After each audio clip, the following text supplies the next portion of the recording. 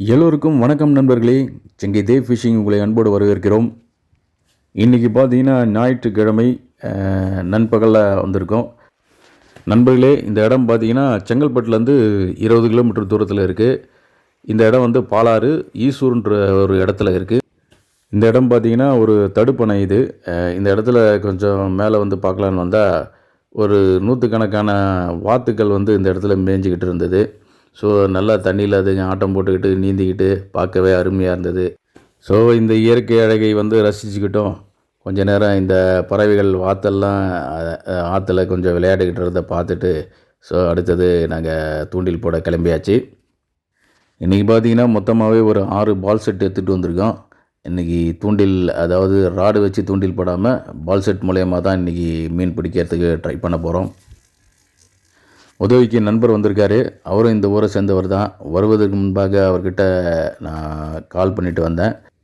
இந்த இடத்துக்கு பார்த்தீங்கன்னா கடைசியாக 8 மாதத்துக்கு முன்னாடி வந்திருக்கேன். அந்த வீடியோவும் போட்டிருக்கேன். இந்த ஸ்பாட்டில் பார்த்தீங்கன்னா தொடர்ச்சியாக ஒரு 3 மீன் பிடிச்சிருப்பேன் ஒரு ஆஃப் அன் ஹவர் கேப்பில். ஸோ அந்த வீடியோவும் 8 மாதத்துக்கு முன்னாடி போட்டிருக்கேன்.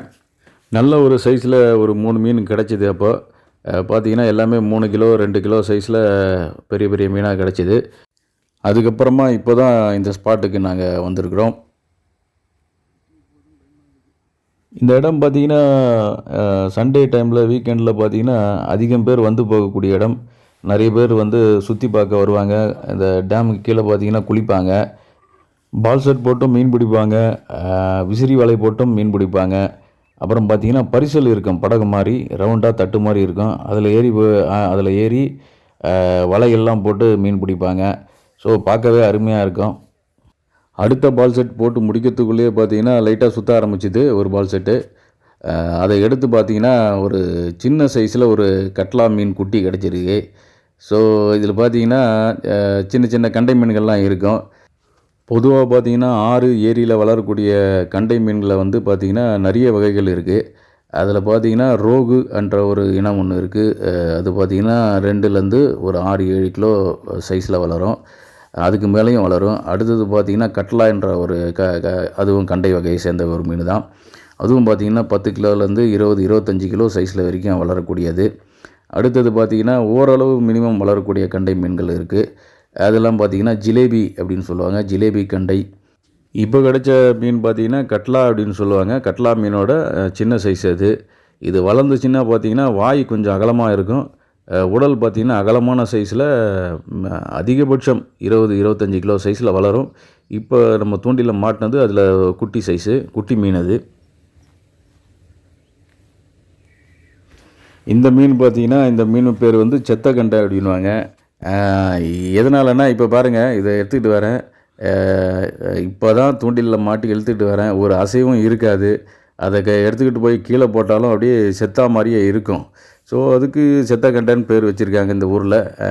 ஆனாலும் இதுக்கு ஒரு பேர் இருக்கும். எல்லா ஊர்லேயும் ஒரே பேர் இருக்காது, வேறு ஏதாவது பேர் இருக்கும். இப்போ பாருங்கள், அசைவு இல்லாமல் அப்படியே இருக்குது, ஆனால் உயிரோடு தான் இருக்குது.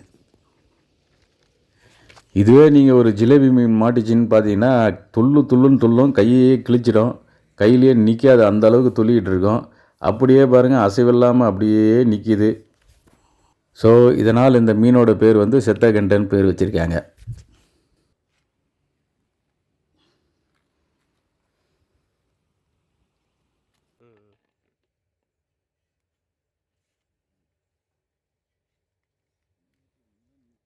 மாலை வெயில்ல உங்க ட்ரெஸ்லாம் சூப்பரா தெரியுதுண்ணா.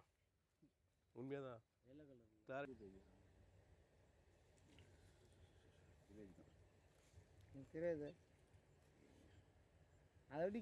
இப்போ தூண்டிலில் மாட்டின மீன் பார்த்தீங்கன்னா ஜிலேபி மீன்.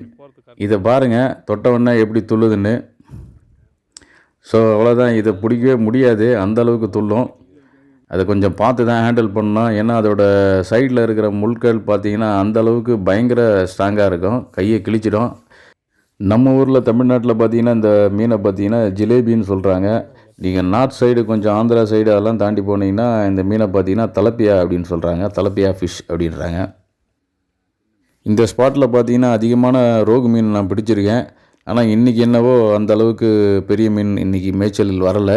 ஸோ கண்ட மீனிலேயே பார்த்திங்கன்னா இந்த 3 வகையான கண்ட மீன் தான் இன்றைக்கி நாங்கள் பிடிச்சது. ஸோ அதிகமாக கிடைச்சது பார்த்திங்கன்னா ஜிலேபி. இன்றைக்கி பார்த்தீங்கன்னா தூண்டில பார்த்தீங்கன்னா மாற்றி மாற்றி அதிகமாக போட்டுருந்தோம். ஒன்று போட்டுட்டு ஒன்று எடுத்து இப்படி மாற்றி மாற்றி மாற்றி போட்டுட்டு இருந்தோம். அதனால் மாவு சீக்கிரமாக காலி ஆயிடுச்சு. ஸோ இன்றைக்கி கிளம்பலான்னு முடிவு பண்ணியாச்சு.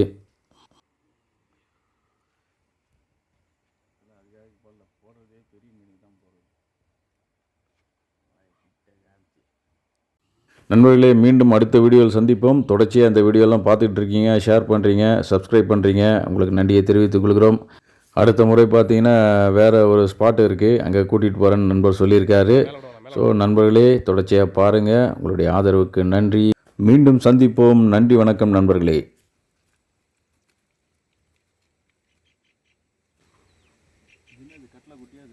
ம்